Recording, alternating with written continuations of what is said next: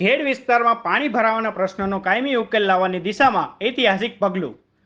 જૂનાગઢ જિલ્લાના ઘેડ વિસ્તારમાં પાણી ભરાવાના પ્રશ્નના કાયમી ઉકેલ લાવવાની દિશામાં જિલ્લા વહીવટી તંત્ર દ્વારા ઐતિહાસિક પગલું લેવામાં આવ્યું છે. ઘેડ વિસ્તારમાં વરસાદી પાણી 20 થી 60 દિવસ સુધી ભરાયેલું રહે છે. આ વર્ષો પુરાણી સમસ્યાથી ખેતી અને જનજીવનને વ્યાપક અસરો પહોંચે છે.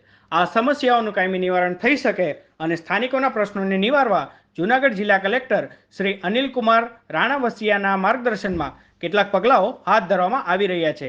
લાંબા સમય સુધી ભરાઈ રહેતા વરસાદી પાણીનો ઓછા સમયમાં નિકાલ થઈ શકે તે માટે જિલ્લાના આ ઘેડ વિસ્તારનો ભૌગોલિક અભ્યાસ એટલે કે સર્વે શરૂ કરવામાં આવ્યો છે. સર્વેની આ કામગીરી માટે રાજ્ય સરકાર દ્વારા ₹5 કરોડ ફાળવવામાં આવ્યા છે, જે માર્ચ 2025 સુધીમાં પૂર્ણ કરવામાં આવશે. જૂનાગઢ જિલ્લામાંથી પસાર થતી ઓઝત નદીની ટીકર ગામ પાસે વહન ક્ષમતા 1,18,000 ક્યુસેક છે. નદીની પહોળાઈ 135 મીટર જેટલી છે, જેની સામે ટીકરથી હેઠવાસમાં બામણાસા ગામ પાસે પસાર થતી ઓઝત નદીની વહન ક્ષમતા ઘટીને 36,000 ક્યુસેક થઈ જાય છે અને નદીની પહોળાઈ 40 મીટર થઈ જવા પામે છે, તથા મટિયાલા આંબળિયા તરફ જતી ઓઝત નદીની વહન ક્ષમતા 24,000 ક્યુસેક થઈ જાય છે અને ક્રમશઃ ઘેડ વિસ્તાર તરફ આગળ વધતા નદી વધુ સાંકડી થતી જાય છે.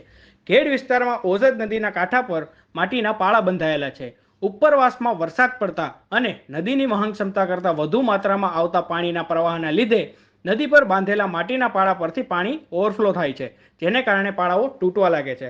હાલ કોયલાણા ગામમાં 11, માટિયાણામાં 8, બામણાસામાં 4, બાલા ગામમાં 4, ઇન્દ્રાણા ગામમાં 3, પાથરોડ ગામમાં 3, બગસરા ગામમાં 4, ઓસા ગામમાં 6, ઘોડાદર ગામમાં 8, સામરડા ગામમાં 3 જેટલી જગ્યાએ ઓઝત નદીના પાળા તૂટ્યા હતા. પાળા તૂટવાને કારણે જમીન ધોવાણના કિસ્સા પણ બને છે. નદીની વહન ક્ષમતા કરતાં વધુ પાણી ઓઝત નદીમાં આવવાને કારણે આ પ્રકારની પરિસ્થિતિ બને છે.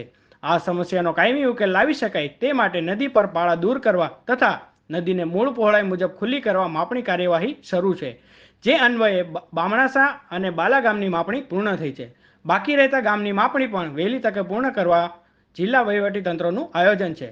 ઘેડ વિસ્તારમાં આશરે 20 થી 60 દિવસ સુધી પાણી ભરાયેલા રહે છે. તેના કાયમી ઉકેલ માટે જૂનાગઢ સિંચાઈ વિભાગ દ્વારા કન્સલ્ટન્સી નીમવામાં આવી છે. કન્સલ્ટન્ટ દ્વારા સ્ત્રાવ ક્ષેત્ર તથા પૂર દરમિયાન ડૂબમાં રહેતા વિસ્તારની ભૌગોલિક રચનાનો અભ્યાસ કરી ઘેડ વિસ્તારમાં લાંબા સમય સુધી ભરાઈ રહેતા આ પાણી ઓછા સમયમાં નિકાલ થઈ શકે તે માટે જરૂરી સ્ટ્રક્ચરના સૂચનો તથા આલેખન કરવાના થાય તે બાબતે કન્સલ્ટન્સી સર્વિસ દ્વારા સર્વેની કામગીરી પ્રગતિ હેઠળ છે. આ કામગીરી ફેબ્રુઆરી 2025 થી માર્ચ 2025 સુધીમાં પૂર્ણ કરવાનું આયોજન છે.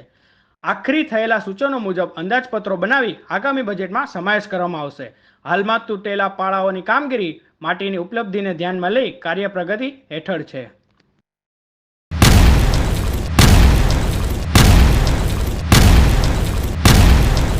दिव्य सरदार न्यूज, सब पर नजर, सबकी खबर.